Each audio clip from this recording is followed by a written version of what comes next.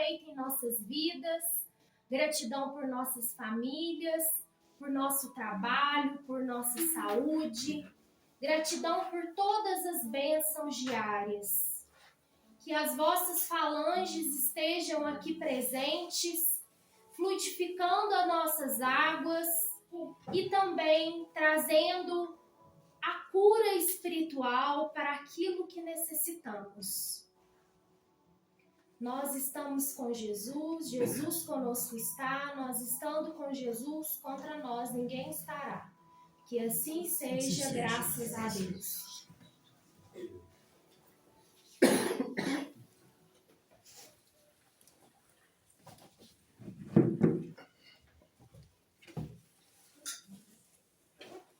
Muito boa noite a todos. Boa noite. Que alegria estar aqui novamente nessa casa, que nos acolhe, toda florida, toda cheia, repleta, né? Então, assim, é com muita alegria que a gente traz esse tema do capítulo 24, dos itens 1 ao 7. Não ponhais a candeia debaixo do alqueire, né?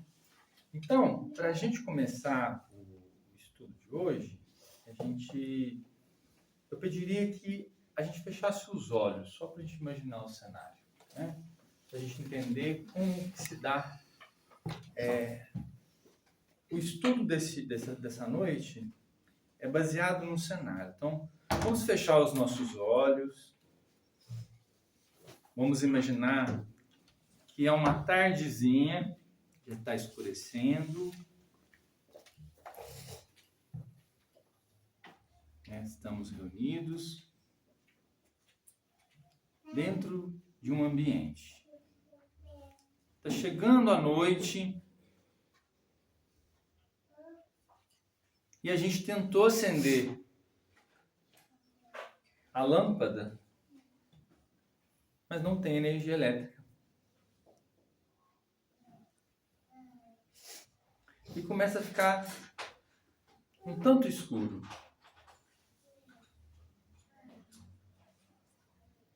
Até que alguém encontra uma vela.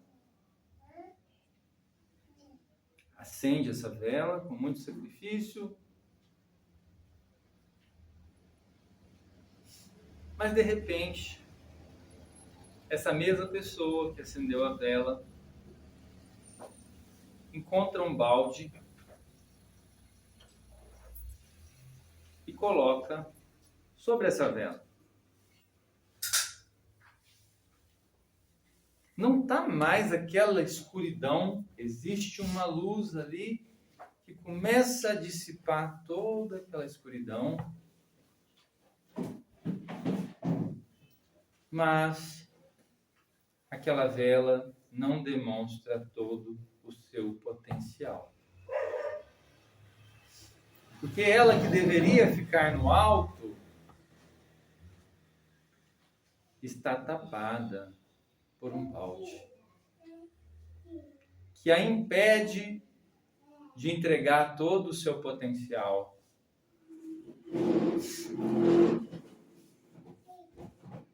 E agora abrimos nossos olhos e estamos preparados para esse cenário do estudo de hoje, né? A imagem que Jesus, né, vai transformar ali para a gente, que vai trazer na sua parábola, né, ele não vai escolher uma metáfora filosófica, né, mas ele escolhe uma cena doméstica. Por que ele escolhe essa cena doméstica? Porque, de certa forma, nos aproxima, né? Se ele fosse para algo muito grandioso, distancia as pessoas. A gente não entende, não tem conhecimento. Não, ele traz para uma imagem onde tem vela, tem escuridão, tem pessoas, que é o nosso cenário. Então, se decodifica, né? E aí ele vai usar de uma métrica nisso tudo, que é não usar de palavras bonitas, porque a essência não está nas palavras, mas sim o que elas querem dizer. Quantas das vezes a gente vai conversar com uma pessoa e a gente dá volta, dá volta, dá volta, dá volta, dá volta e não chega nunca no que a gente precisa falar? Porque ficou mais fácil fazer esse drama todo do que realmente acolher essência.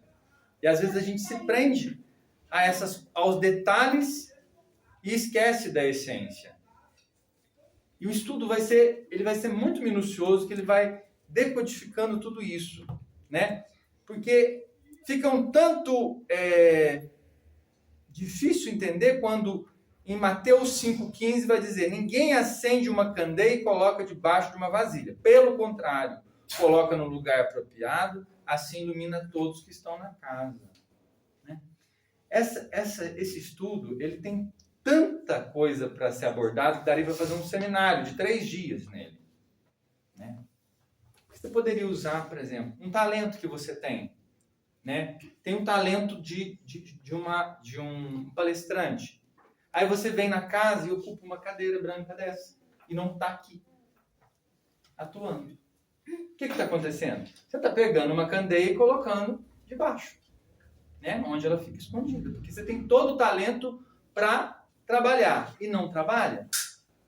E não coloca à disposição. Mas tem outras formas de enxergar o estudo também, né? Porque o Kardec vai achar assim, mas Jesus está falando disso, mas aí ele vai falar em parábola, que já não é uma linguagem velada, não é uma linguagem tão esclarecida, né? Ela é poética, né? Então não consegue responder diretamente a essa lógica, né? Porque você acabou de falar, tem que ser o mais claro possível. Mas por que ele está falando em parábola? Por que ele não está falando diretamente, está usando um conto, uma figuração, uma alegoria para contar? E o estudo, ele vai vir em cima disso. Se a luz deve brilhar, por que Jesus falava em parábolas? A gente não pergunta isso? Ele queria ser claro? Mas por que ele usava parábolas? Porque ele tinha que contar uma historinha. Né? Então a gente tem que entender que Jesus pede a luz, né, para a gente enxergar as coisas, mas que a gente enxergue grau por grau.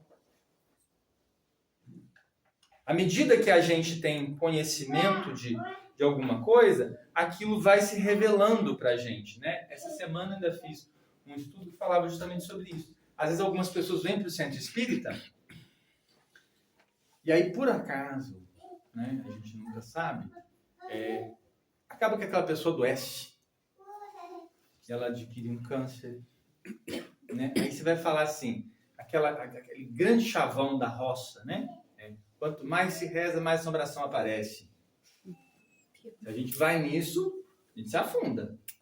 Né? Mas o que isso quer dizer? Que nesse momento que nós estamos no centro espírita, que nós frequentamos o trabalho, nós estamos apropriados para ter consciência do que está acontecendo. Porque se a pessoa não tivesse, né? Às vezes eu falo muito isso. Com Deus está difícil, imagina sem Deus. Né? Então, assim, é nessa questão da maturidade do conteúdo. Você entendeu? E aí você vai trabalhando tudo isso. Então, o que Jesus vai fazer, falar em parábola, não é esconder, não é velar o conteúdo. Não é deixar sem conhecer, mas ele sabe que aos poucos ele pode ir revelando. Aqui na casa mesmo, as meninas que trabalham aqui, com o tempo elas foram desenvolvendo um trabalho mediúnico. Né? E esse trabalho foi grãozinho por grãozinho para que aquilo se sustentasse. Porque se você chega e começa do nada, não tem ninguém preparado, e joga todo mundo para fazer uma reunião mediúnica, o que é? Um abismo. Um abismo.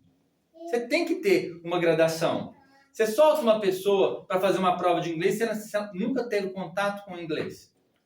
Não vai se dar nada. Porque é uma pedagogia, você aprende. Aí uma hora, aquilo entra dentro de você. Então Jesus está dizendo aos poucos. Aos poucos as coisas vão se revelando para a gente, né? Falo-lhe em parábolas porque vendo não vejo, ouvindo não escuto. Não é um julgamento de inferioridade, mas é uma questão de desenvolvimento. Tem coisas que você vai falar para determinado tipo de pessoa que ela não está preparada. Por exemplo, você vai falar sobre espiritismo, realidade espiritual. Para católico, ele vai entender que você está tentando doutrinar ele à força. Mas quando fala sobre essa realidade para nós, já é uma coisa gradual. Tem um entendimento, né? Teve o período da semente, né? Tem o período de todo o acolhimento daquela semente na terra, o crescimento, germinação, tudo mais, as folhas, e um dia vai dar fruto. Né? Então, assim, existe toda uma graduação. Essa graduação, ela é pedagógica. Jesus é pedagógico.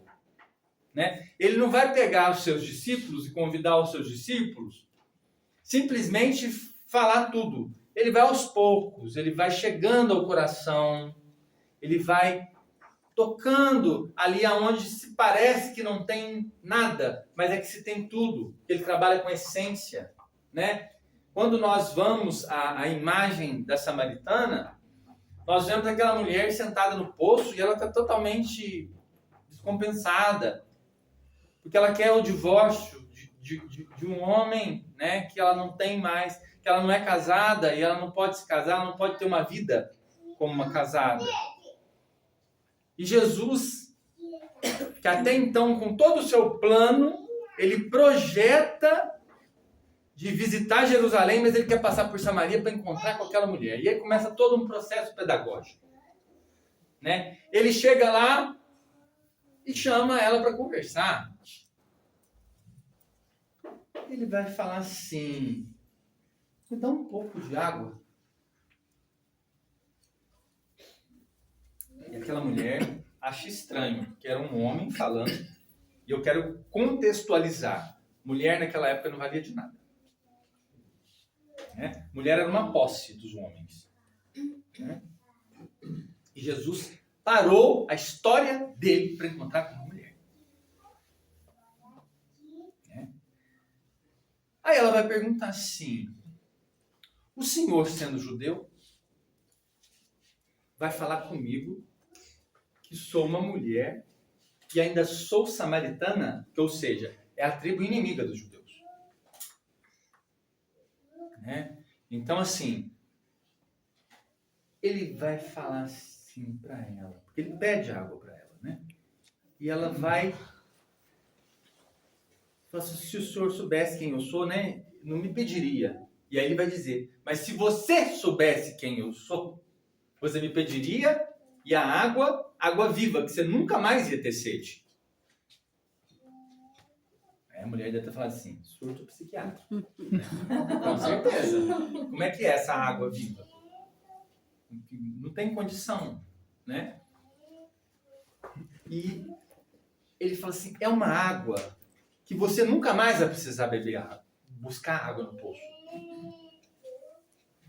Aí ela fica: peraí, mas o que é que ele está falando? E se tiver realmente alguma coisa que eu não preciso vir, ter todo o trabalho de vir aqui no poço de Jacó, buscar essa água? Aí ela fala: então eu quero. Né? Existe uma gradação. Ela estava totalmente assim, ó. Né? Tem muitas vezes que a gente chega perto de uma pessoa que ela está desse jeito com a gente. Aí a gente vai no processo pedagógico, vai quebrando aquelas amarras, vai chegando, e Jesus está fazendo isso. Uma inteligência emocional fantástica. Né? Aí ela fala: mas eu quero essa água. Aí ele vai falar para ela assim: ah, então tá bom. Mas você vai ter que trazer seu marido aqui, então. Aí ele começou a tocar numa ferida daquela mulher. E ela vai falar assim: mas eu não tenho marido. Eu não tenho marido. E ele vai responder: realmente, você não tem. Você já teve tantos e o que você tem agora não é o seu marido. Ela foi se dada de marido, de irmão, para irmão, para irmão, para irmão.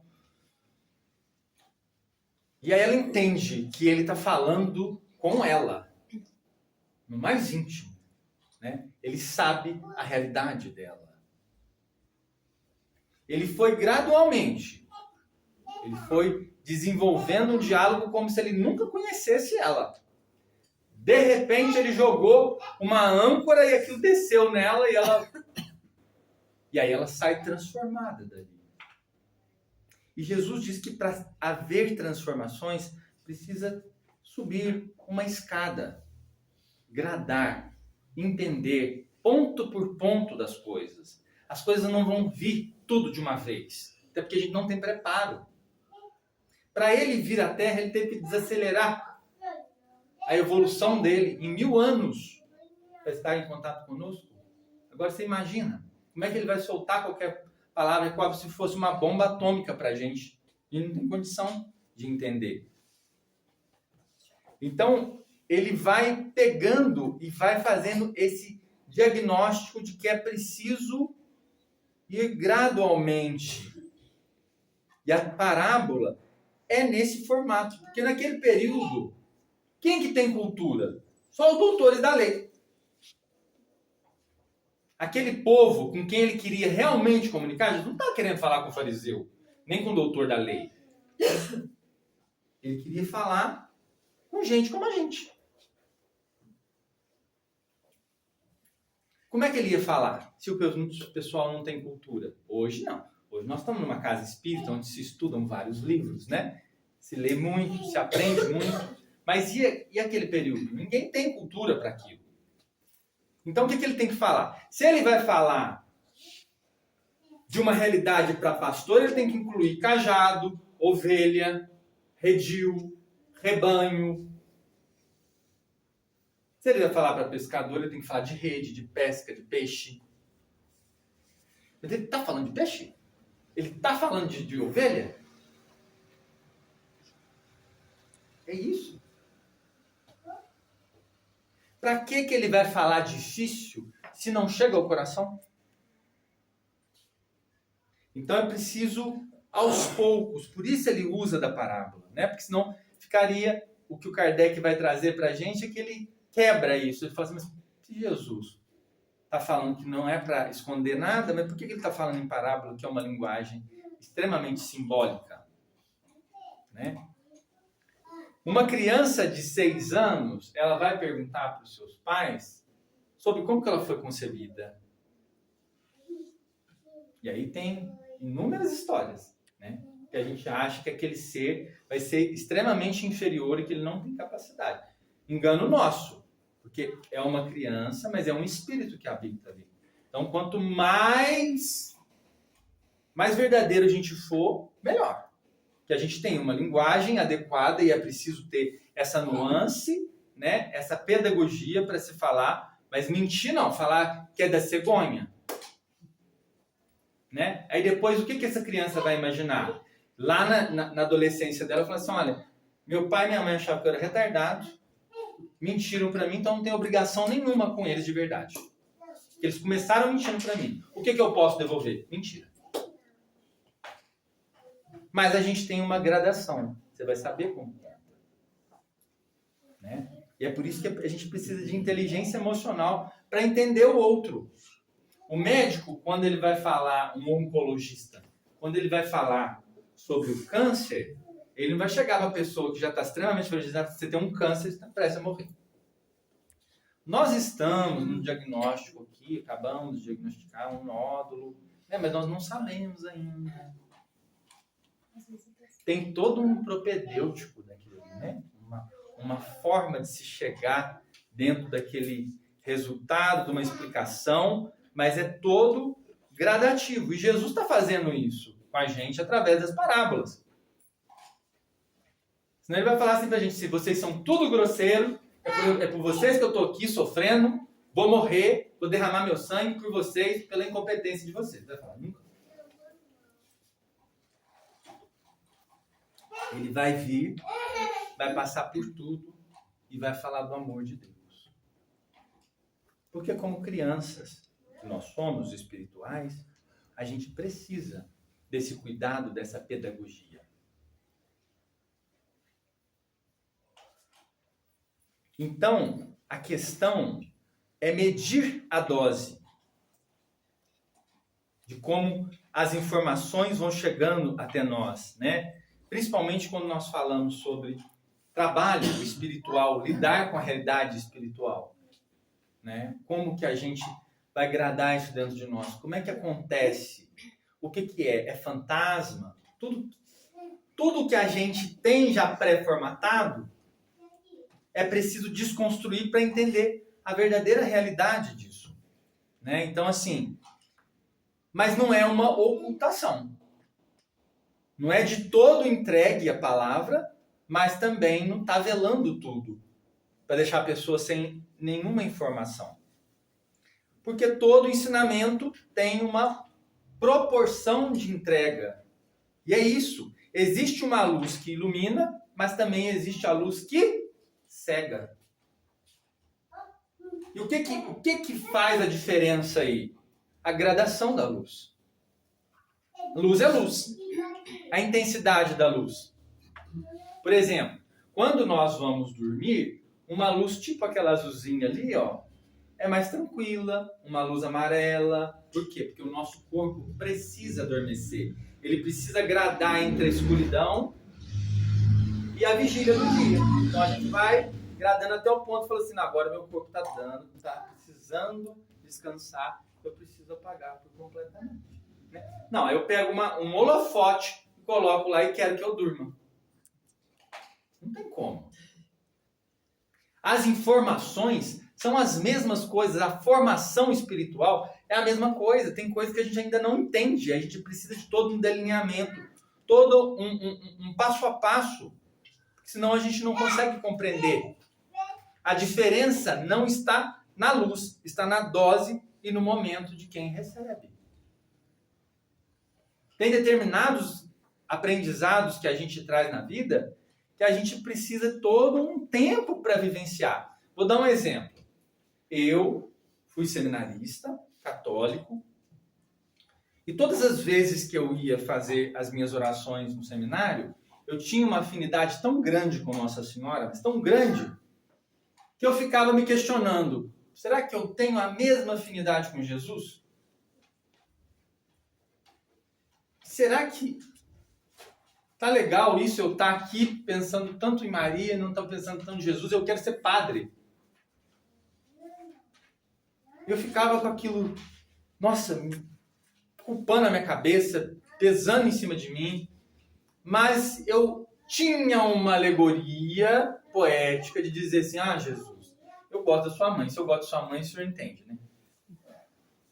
Porque se gostar da minha, fica mais leve, né? Mas aquilo dentro de mim não estava resolvido, não. Não estava resolvido.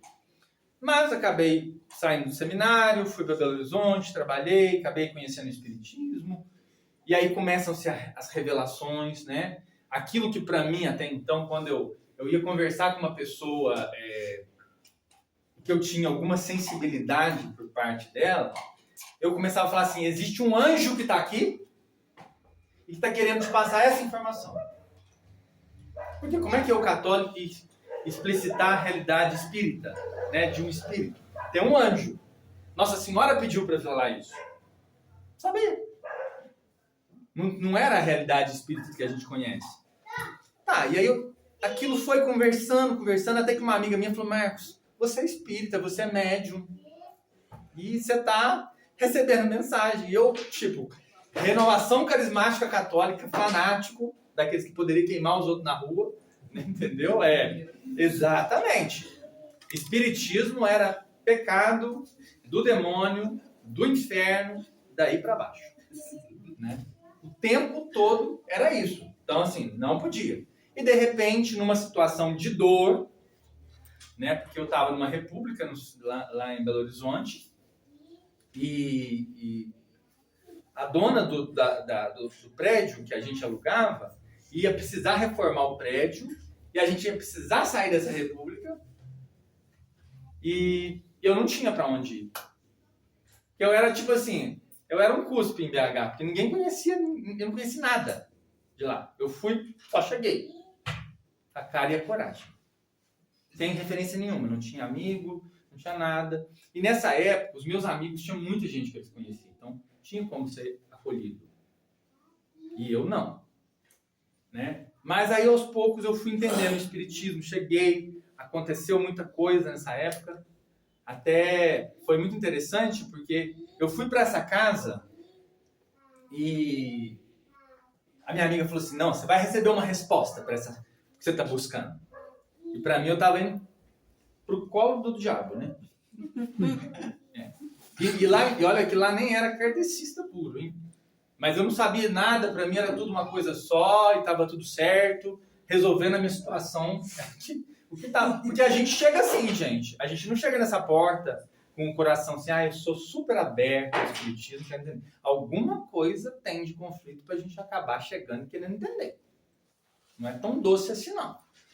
Aí eu fui no primeiro dia, manifestação para tudo quanto é lado e tudo mais. Eu falei, meu Deus do céu, pelo amor de Deus, Maria de Nazaré, me tira desse lugar. E eu queria ir embora, sair daquilo, né? Mas durante a semana eu fiquei super inquietado com aquilo e tudo mais. Quando vê, eu que disse que não iria voltar, estava voltando pela segunda vez na reunião. Alguma coisa tinha prendido a minha semente ali e falou assim, não, você precisa voltar.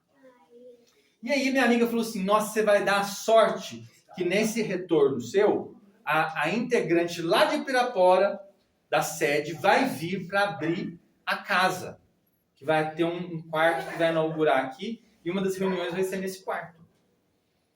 Aí tá, aí essa mulher veio, eu falei, então agora, né, a mulher vem lá de Pirapora, eu tô aqui, eu vou poder falar com essa mulher, né, e isso prestes a ser despejado. Prestes a ser despejado. Aí, essa mulher chegou para mim, e a gente tinha ganhado umas rosas no começo da sessão, e eu segurando uma rosa, assim, morrendo de medo com tudo aquilo que estava acontecendo, né? Ela olhou para mim assim e falou assim, nossa, que rosa linda, mas é tanta luz que eu não estou enxergando você. Eu fiquei feliz por esse lado, né? Que eu falei assim, pelo menos não estou nas trevas, né? Apesar de despejado, eu poderia estar pior, né? Tá no esgoto. Aí eu já fiquei feliz. Essa mulher tinha mais umas 30 ou 40 pessoas para frente. E ela saiu dali, falou isso para mim e começou a andar, conversar com um, conversa com o outro, para colher, para entrar para a reunião. Aí chegou a determinadas horas, eu olhei essa mulher lá na frente, quase terminando os atendimentos, e eu pensei comigo assim, aí que palhaçada, segunda vez que eu venho, nenhuma resposta, vou ser despejado, ainda pisei no solo do diabo, e agora, ó, tô comprometido, porque a minha fé, ó, tá condenada, né? Vou pro inferno. Gente, sem brincadeira nenhuma, essa mulher, isso em pensamento, eu não falei, em pensamento, essa mulher vira de lá pra mim e faz assim, ó, e vem igual um foguete em cima de mim. E ela bate no meu ombro e fala assim pra mim, seu apartamento, terça-feira. Eu não falei nada de apartamento. Seu apartamento, terça-feira. Essa rosa que você está segurando aí vai murchar. Na hora que ela murchar, o apartamento é seu. Gente, eu não sabia se eu urinava, se eu defecava. Sei que tinha alguma coisa ali que estava muito na minha cabeça. Né? Eu falei assim, se tem o diabo, ele já conversou com essa mulher. Como é que ela estava sabendo da situação? Né? E aí acabou que chegou na segunda-feira à noite, quando eu fui dormir, eu olhei pra Rosa e falei assim, murcha logo. Eu queria muito dizer isso pra ela, né? Só que ela tava tão esplêndida, que ela tava mais aberta do que tudo. Tava assim, eu falei assim, essa Rosa não vai amanhecer desse jeito. Gente, eu acordei 6 horas da manhã, a Rosa estava linda. 6 horas da manhã. Mas eu voltei a dormir. 9 horas ela estava murcha. 9h30 me ligaram e falaram: seu apartamento é seu.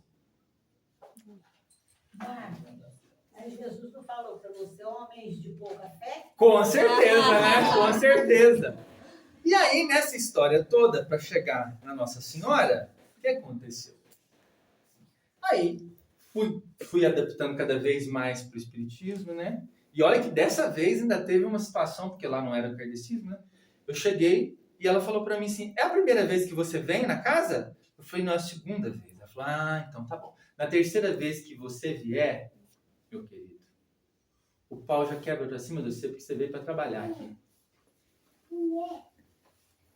Eu falei: como assim, gente? Eu não sei de nada disso aqui. Isso aqui pra mim é tudo novo, eu não tô entendendo nada. Mas como é que eu posso trabalhar se eu nem estudei, se eu não fiz nada? Né? E tá. Cheguei na terceira reunião.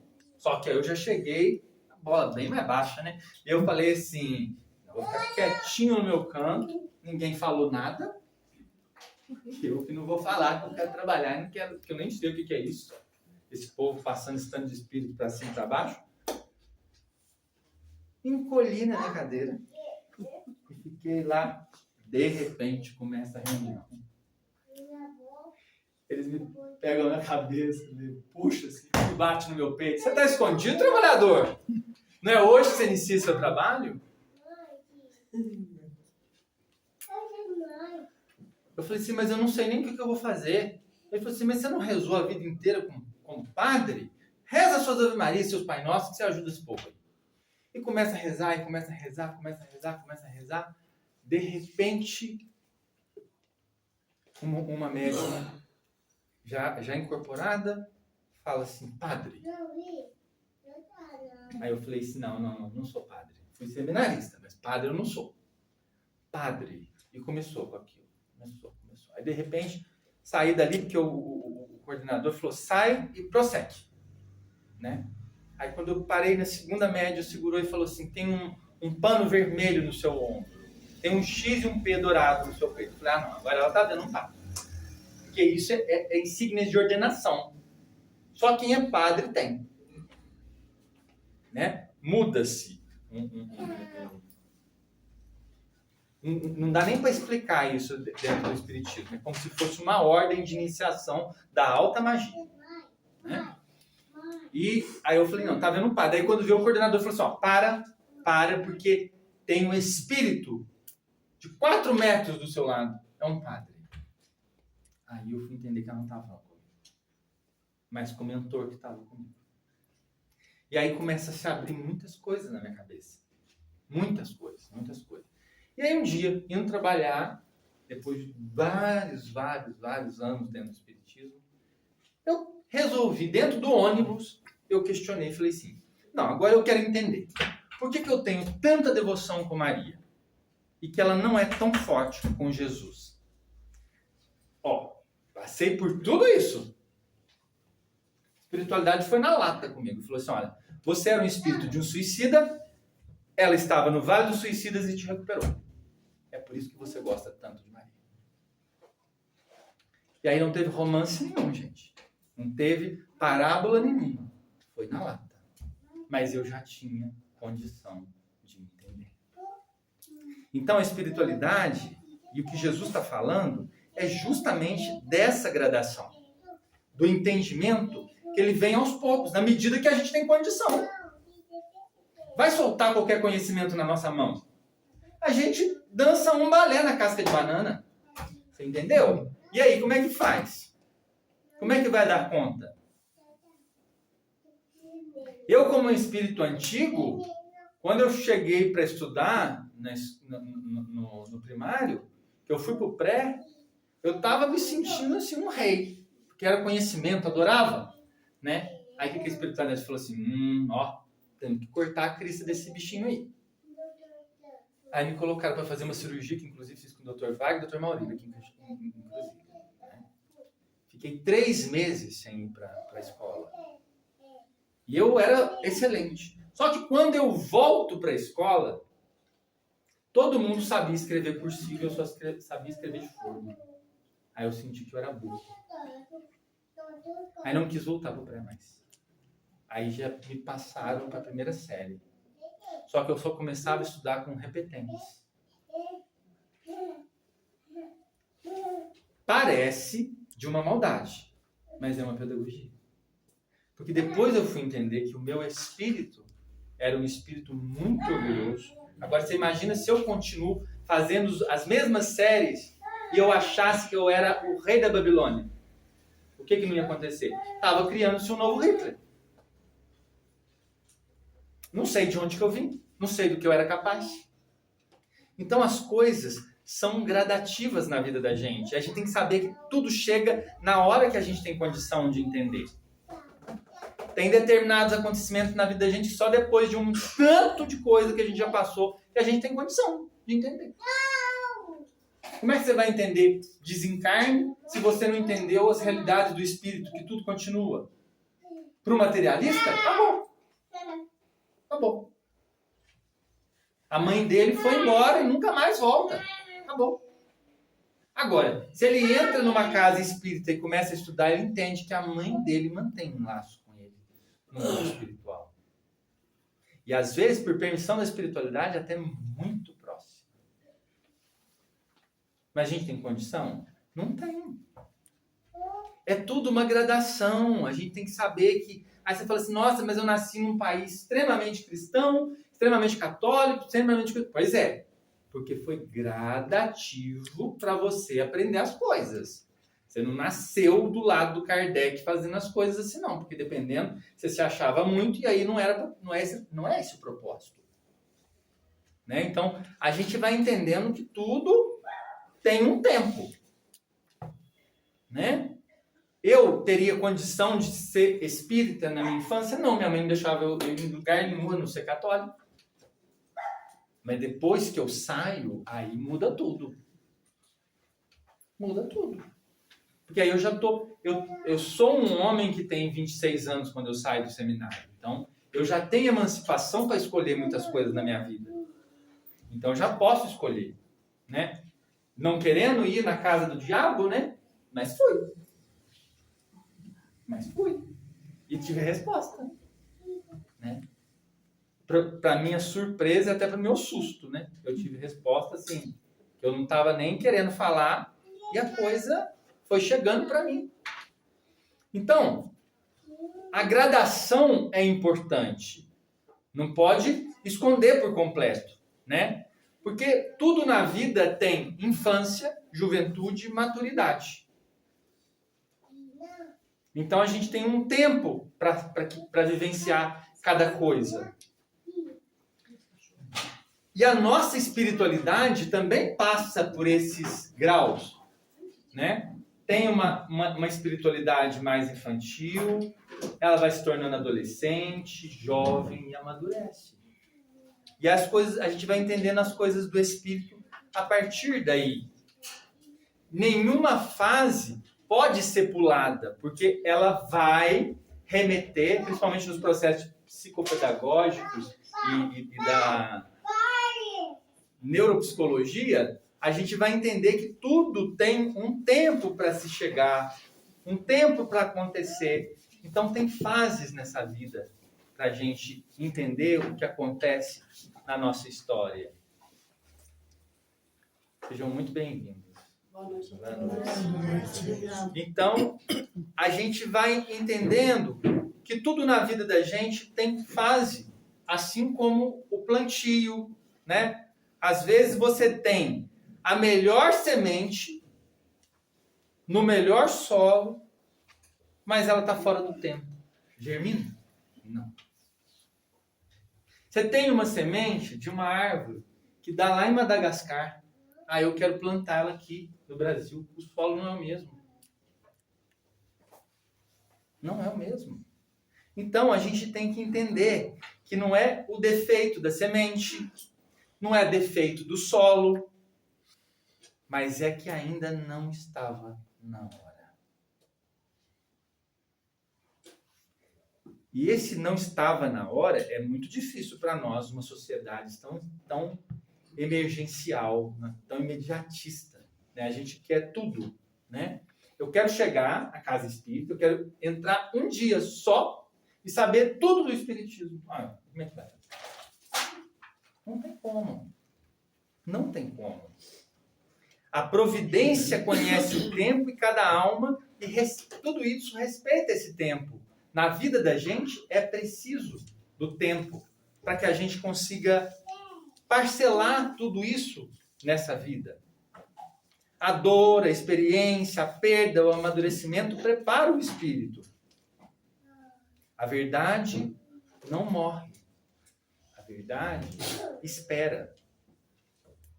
Né? Então, assim, não tem como a gente pensar uma coisa querendo que ela seja o tempo todo. Às vezes a gente tem um problema que a gente foi irrigando esse problema por anos a fio. Por anos a fio. Nós depositamos ali toda a nossa força, toda a nossa energia em cima daqueles vícios, daqueles hábitos que estão extremamente nocivos para a gente. Mas a gente... desculpa, gente. É remédio. Fiquei numa gripe horrorosa, né? Então tem que colocar, porque senão não lembra a hora de tomar. Mas a gente precisa também de muito tempo para a gente curar. Assim como a gente foi adoecendo aos poucos, a gente precisa curando aos poucos. Estão entranhados dentro da gente, são raízes dentro da gente que foram adoecidas. Como é que a gente quer curar tudo com a base de um encontro, né? De um ano só de espiritismo? Eu precisei de tantas realidades, passar por dentro de um seminário para chegar numa realidade para entender Nossa Senhora. E que nem era daquelas visões mais românticas, né? Você é um suicida, né? Tipo, olha onde que você estava. E é o amor dela que te resgatou. Por isso que você tem um amor tão grande com ela. E é bonita essa história de Maria, porque quando ela estava para ser assunta, para ocupar os planos maiores, ela pediu para Jesus que ela ainda queria encontrar com uma pessoa muito querida. E ela vai buscar Judas, que havia se suicidado por causa de Jesus. Né? Do que tudo que ele falou levou o Senhor à crucificação. E quando ela chega lá, ela se apaixona. Gente, isso é o que a gente ainda precisa alcançar. Esse amor que eu não precisando mais ter como obrigação, como trabalho, eu desperto. Né? Ele já faz parte de mim, a ponto, tipo assim, você não precisa mais continuar na Terra. Não, mas eu quero. Porque eu não consigo ver gente sofrendo. O dia que nós chegarmos nisso aí, acho que top de linha, né? Top de linha. Então, a gente precisa passar por muitas coisas na vida da gente, por muitos aprendizados, às vezes difíceis, para a gente entender que essa gradação, ela acontece. E na hora que estivermos preparados, essa luz brilha mais. E à medida que a gente vai tendo uma responsabilidade sobre uma coisa, e a gente vai mantendo um compromisso com aquilo, essa luz vai ficando cada vez mais forte. E a partir do momento que ela é forte, você não tem mais que esconder. Você está preparado? Agora prepara e ilumina a vida das outras pessoas. Aí agora você não guarda a sua vela debaixo do balde. Porque você foi preparado. Né? Quem chega aqui na casa, pela Ismênia, pela Lara, pelo Luiz e por tantos outros, quando chega, começa um processo de gradação de conhecimento. Por quê? Porque é um povo que já tem uma história, uma trajetória que pode amparar nas horas de desespero. Assim foram outros, assim é com a gente e assim será daqui para frente. Todos que chegam um dia vão estar preparados para isso. Né? Então, quando a gente entende isso, a gente entende que Jesus Ele falava em parábolas, mas ele entregava a luz, só que ele ia entregando aos poucos, até que a pessoa estivesse realmente liberta para entender toda a luz daquele conhecimento, né? Assim como o Tiaguinho, que eu sempre falo dele, né? Do The Chosen, né? Quando ele está vivendo a missão dele muito bem, mas os amigos vão falar para ele assim: mas por que você vê Jesus curando tanta gente e você que está mancando, ele não te cura? Olha que isso nem era dele, gente. É quando a gente começa a dar ouvidos para aquilo que a gente não deve dar. Né? Não era dele. Colocaram dentro dele. Então, cuidado com os conselhos que você ouve. Porque a melhor forma de se conectar com Deus é você e Deus. Né? Aí, nessa iluminação, você vai sabendo com quem você pode se afinizar. Porque o teu coração está falando direto com o Pai e o Pai fala através de muitas outras bocas. Né? E aí ele vai perguntar para Jesus: Senhor, o Senhor cura tantos. Eu que preciso, o Senhor não me cura. E ele quer entender. Assim como nós queremos entender. Porque às vezes a gente frequenta a casa espírita aqui em Cruzilha, todo fim de domingo, e às vezes a gente está passando por uma dificuldade muito grande na vida. E a gente quer entender, mas por que eu participo lá? E às vezes as coisas acontecem. As coisas acontecem porque a gente já plantou. E agora a gente é obrigado a colher. Só que a gente está tendo a oportunidade de plantar de novo. Para na hora que a gente colher coisas mais leves. E é por isso que nós estamos aqui. Né? Então, assim, Jesus vai responder para ele assim: eles precisam de sinais para acreditar. Você não. Você não. E é o que Jesus fala para você hoje. Você não precisa de sinais para acreditar em mim. Você acredita. E é por isso que você está sentado nessa cadeira branca, pleno final de domingo, nesse centro espírita. Porque você entendeu agora que vale a pena, que a luz brilhou por completo. E você realmente tirou o balde daquela vela. Né? E assim nós pedimos a Deus que a cada dia da nossa vida Ele ilumine os nossos conhecimentos, o nosso dia a dia, os nossos afazeres.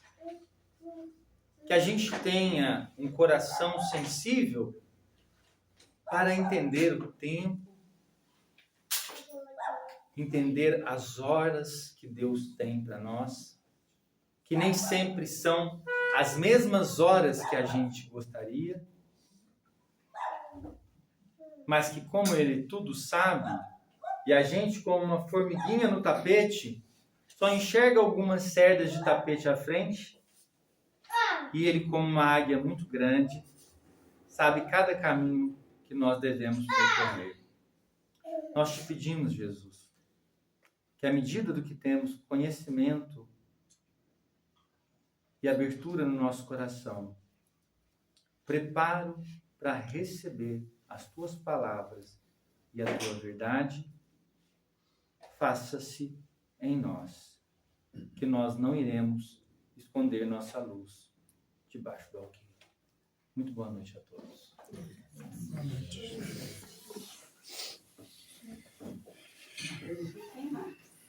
Obrigada. Viu, amor? Nossa, mas parece que encheu mais. Ai, que pequenininho. Então, queremos agradecer, né, o Marcos, de todo o coração, por essa palestra calorosa, né, que com certeza aí nos ajudou a ter mais conhecimento, nos ajudou a nos conectar um pouquinho mais, né, com o alto, né, que possamos a cada dia nos aperfeiçoar, cada um ao seu tempo, né, possamos despertar cada um ao seu tempo, mas na certeza de que o nosso caminho certo ali é no trabalho com Cristo, né? Então, agradeço a todos a presença. E aí vou pedir para a Silmara fazer a nossa prece final. E vamos manter aí essa harmonia, esses coraçãozinhos bem quentinhos ainda, para que depois a gente possa passar para a etapa dos passos. Tá bom? Obrigada.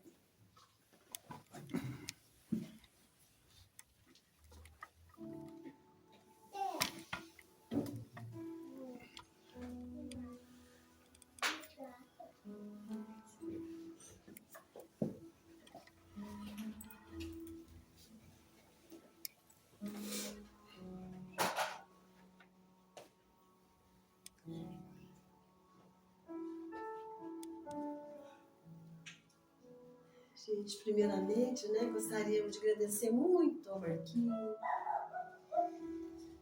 por ter expressado assim, tanta coisa boa, né, que a gente precisa, né, a gente precisa aprender e entender, né, nessa vida. Obrigada, Marquinho. Gratidão, sempre gratidão. Então, em um mundo de amor e de dor, vem Jesus, nosso grande Salvador, com palavras de paz, trouxe redenção, semeou em nós a amizade e a união. Nas trilhas da vida, sua luz a guiar, ensinou a perdoar e a sempre amar e amar. Nas horas de dor, sua mão é abrigo, é luz na escuridão, é o amor que os sigo. Amai-vos uns aos outros, sua voz nos ensina. Na simplicidade dos gestos, o amor nos ilumina. Transforma o coração, do orgulho libertar. Com amor e bondade, vamos juntos trilhar. O perdão é remédio que nos alivia a dor. Quando amamos o outro, revelamos valor. Servir ao próximo e viver com bondade. E na humildade, encontramos a felicidade. Então, que o legado de Jesus nunca se esqueça. Que em cada gesto, que o amor se fortaleça. Então, obrigada, Senhor Jesus, pelas graças que nós adquirimos nos dias de hoje.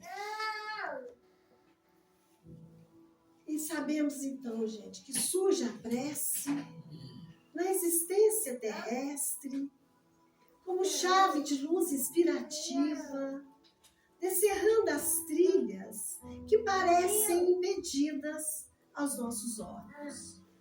Ensina o silêncio da alma. E quando não resolve os problemas ou afasta o sofrimento, ela ilumina a mente e fortalece a resignação.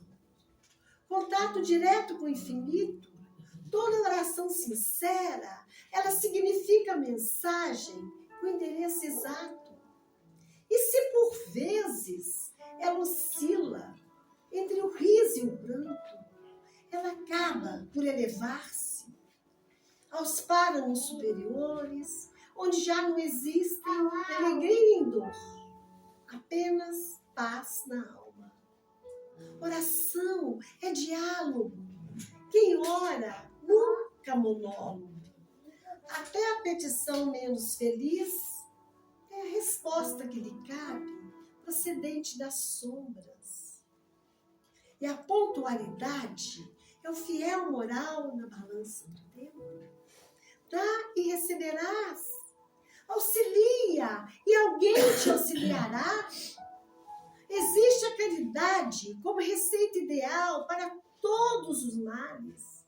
E a imparcialidade de julgamento deve começar em nós, com benevolência para com os outros e severidade para com nós mesmos. Quais são os pontos de contato entre nós e a verdade? Que relação existe entre nós e o mundo espiritual? Expressa a exemplificação, o conjunto dos reflexos dos nossos atos.